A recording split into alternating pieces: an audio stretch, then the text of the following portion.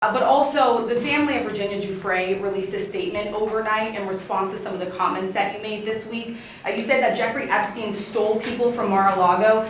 At the time, did you know why he was taking those young women, including Virginia? No, I didn't know. I mean, I would figure it was ABC fake news that would ask that question, one of the worst. But no, I don't know really why. But I said, if he's taking anybody from Mar-a-Lago, he's hiring or whatever he's doing. I didn't like it, and we threw him out. We said we don't want him, at the place. This is a story that's been known for many years, as you know. But I didn't like it that he was doing that. That was Trump being asked about a timeline as it relates to Jeffrey Epstein that isn't quite adding up. Here's why. So just days ago, Trump said this. Just curious, were some of the workers that were taken from you, were some of them young women? Were some of them young women? Well, I don't want to say, but everyone knows the people that were taken. And it was the concept of taking people that work for me is bad. But that story's been pretty well out there. And the answer is yes, they were. Yes, they were. Yeah. What did they do? In the spa. Jobs. In the spa. Yeah, it's people that work in the spa. I have a great spa, one of the best spas in the world at Mar-a-Lago. And people were taken out of the spa, hired by him. In other words, gone. And other people would come and complain, this guy is taking people from the spa. I didn't know that. And then when I heard about it, I told him, I said, listen, we don't want you taking our people, whether it was spa or not spa. I don't want him taking people. And he was fine. And then not too long after that, he did it again. And I said, out of here. Mr. President, did one of those stolen, persons, does that include Virginia Giuffre? I don't know. I think she worked at the spa. I think so. I think that was one of the people. Yeah. He stole her. And by the way, she had no complaints about us, as you know. None whatsoever. So Trump claims here that he didn't know why Epstein was taking these women. Now, that may be true, but let's also remember the famous quote from 2002 in New York Magazine. I've known Jeff for 15 years, terrific guy, Trump booms from a speakerphone. He's a lot of fun to be with. It is even said he likes beautiful women as much as I do, and many of them are on the younger side. No doubt about it, Jeffrey enjoys his social life. Virginia Giuffre worked at Mar-a-Lago in the year 2000. Jeffrey Epstein first trafficked her in 2001. That quote from Trump alluding to Jeffrey Epstein's affinity for young women was from 2002. So I'm not saying outright that Donald Trump knew, but the dates would certainly suggest as much. And of course, he attacks ABC News for asking the question. But remember, it was not ABC News that put this issue front and center. It was the people who Trump filled his administration with. You say that the FBI has Epstein's list. They're sitting on it. That doesn't seem like something you should do. You're protecting the world's foremost predator. That seems like an evil thing to do, regardless of who may be embarrassed in the release of that list. Why is the FBI protecting the greatest pederast, the largest scale pederast in human history? Simple, because of who's on that list. We have flight logs, we have information, names that will come out.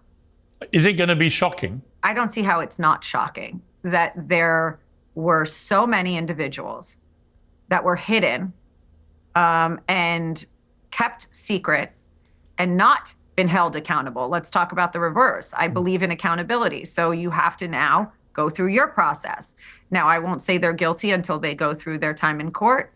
But again, now it's time for accountability. A lot of people are wondering, because you said last week that you have the Epstein files on your desk, is when can we see them and what's taking so long to release them?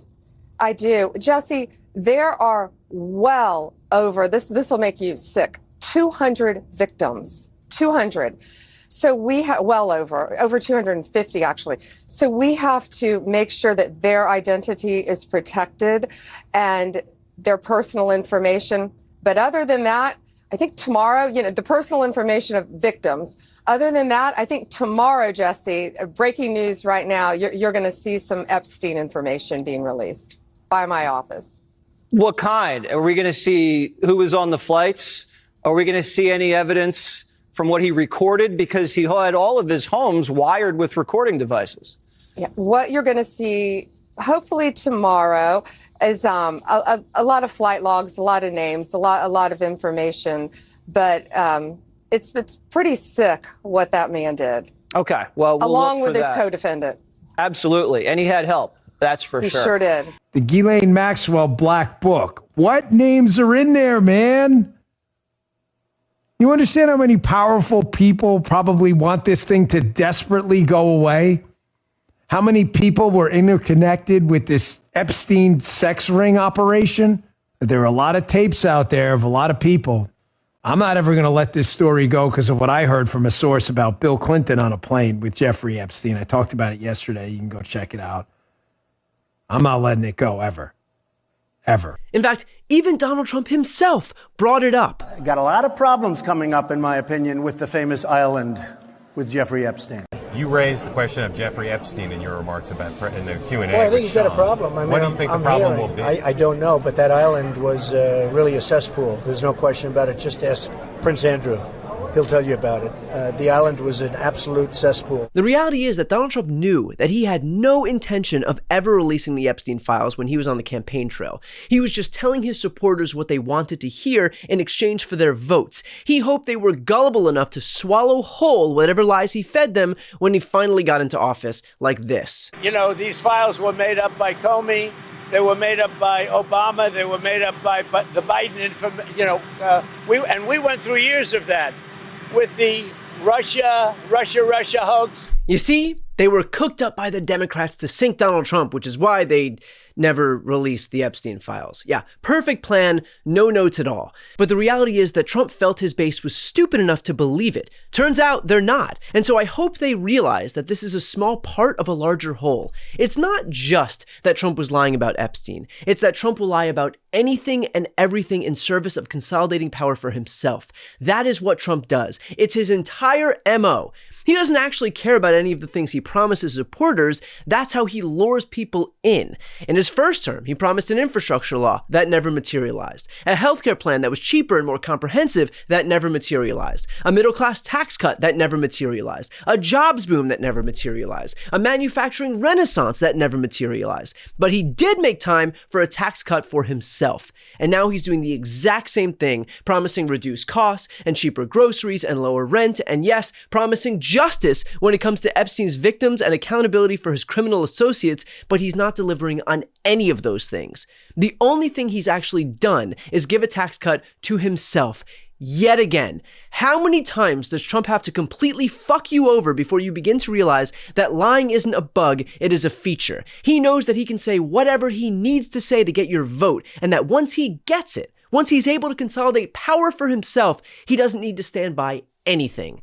So look, I hope that Trump supporters out there recognize the con. I hope they recognize that Donald Trump got what he needed from you and now has no intention of following through on anything. The reality is that these people swept into office pretending to want to defeat the deep state. This is what the deep state is. It is a bunch of wealthy, powerful elites looking to protect themselves and their own interests.